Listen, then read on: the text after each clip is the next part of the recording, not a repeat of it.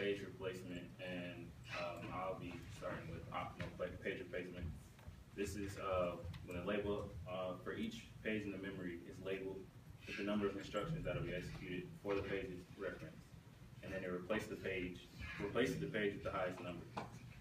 So basically, like a page needs to be used, then the operating system will take out the page and replace it with one that won't be used until the furthest in the memory. Okay, and the second one is the not recently used algorithm. You keep one bit called the used bit, or the reference bit, where when it's greater than or equal to 1, it means it's used recently, and greater than or equal to 0 means it's not used recently. And variants of these schemes are used in many different operating systems. There are 3 variations of the not recently used algorithm. If the requested page is in memory already, change its used bit to 1. Otherwise, the algorithm is executed. And the second variation, it says 3 to 4, but it's supposed to be 1, 2, 3. The second variation, you just reset all the bits to 0 on a regular interval. And on the third variation, you keep several bits to represent the history of usage on the page. And when a page is chosen, it is replaced with the new page, and the used bits are cleared.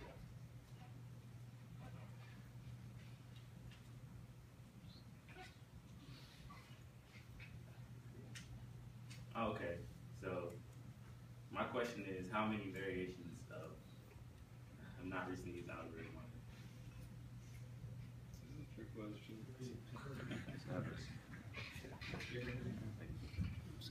Wait, there's 4 numbers?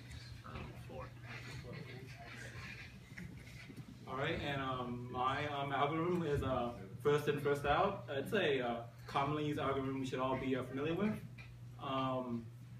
As in the picture here, A is the first. Can you give them? Can you give them? There was the answer. Okay.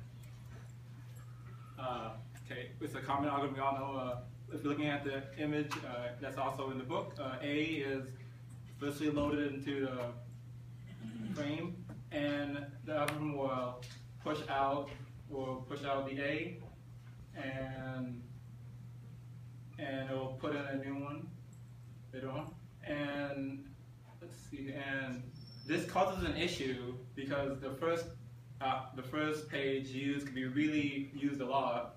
So there's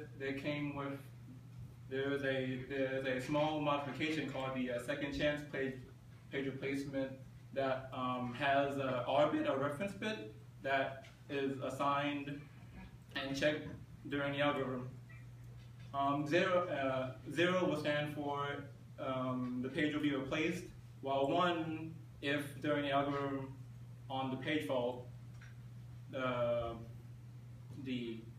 the page is checked, and it will be set back to the very beginning and will be cleared back to 0, and the time will be put back at the time was checked. So the second line, there's a good example of second chance page replacement. It is A is checked and it has a 1 R bit, and it will be sent back to the very beginning, and the R bit is cleared, and it will be given a timestamp of 20.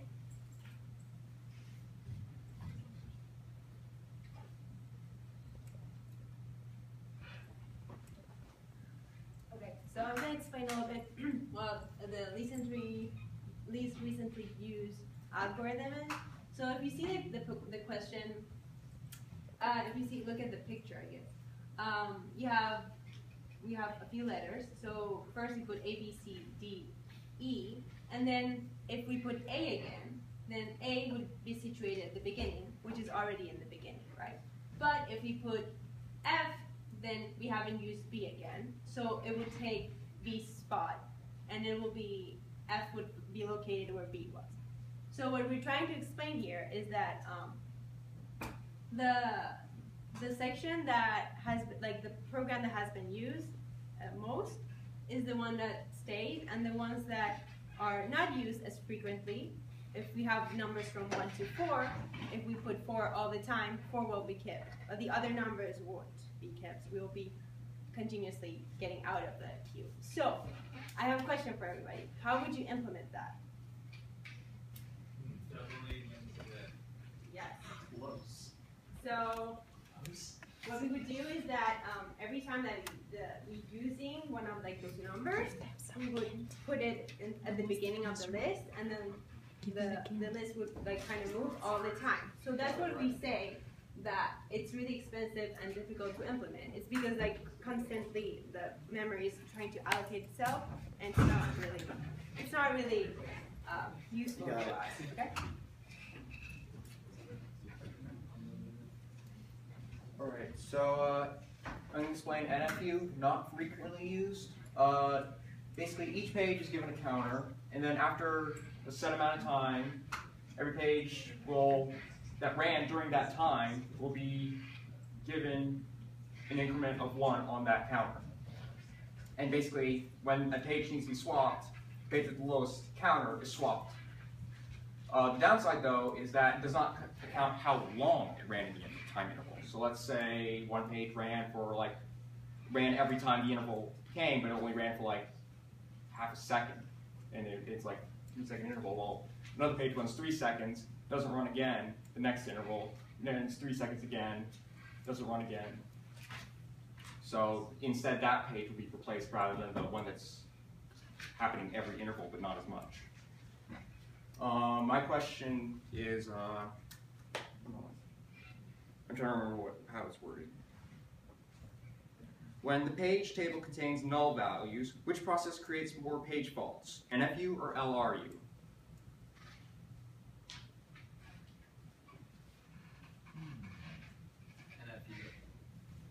No, it's LRU. Which makes it so that NFU is actually better in that case. Okay, give me.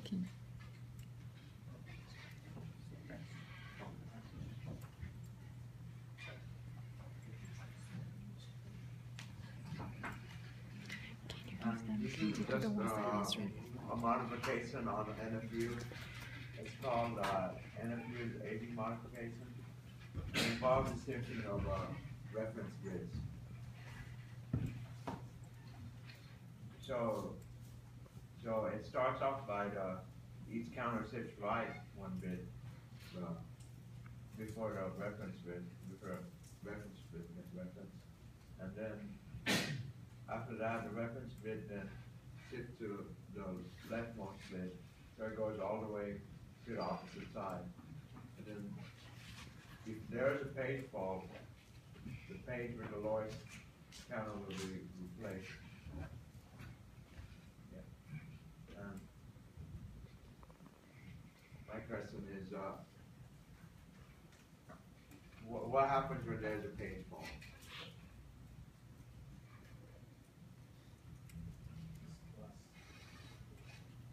Page with the lowest counter will be replaced.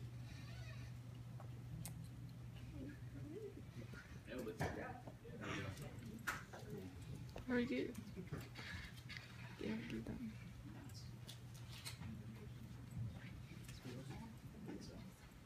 Okay, so the working set is the set of pages that an algorithm uses to complete a process.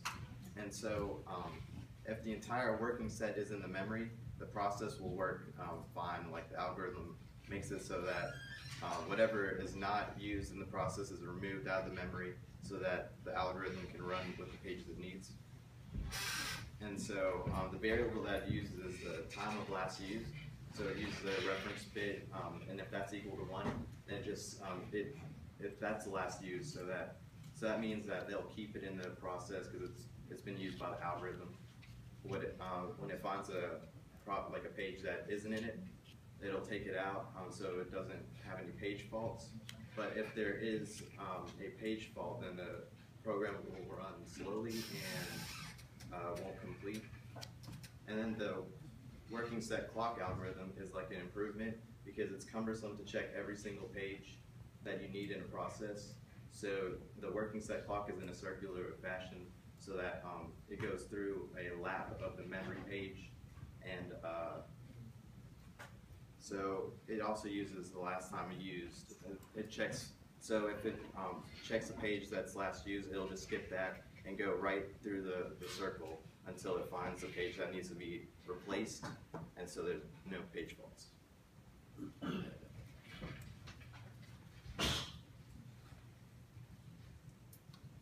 Okay, virtual memory, the complicated one to understand. Okay, so we use virtual memory because our memory in our devices is limited.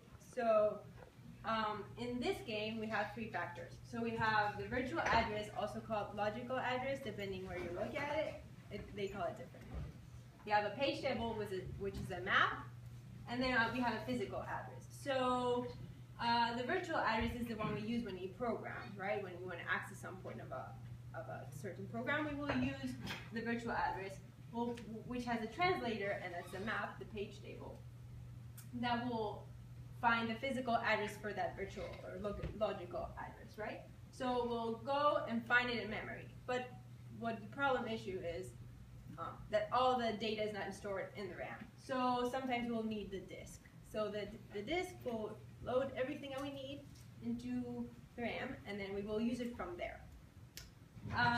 The difference between these two types of virtual memory is that paging is like a bunch of bricks all together, so they're all the same size.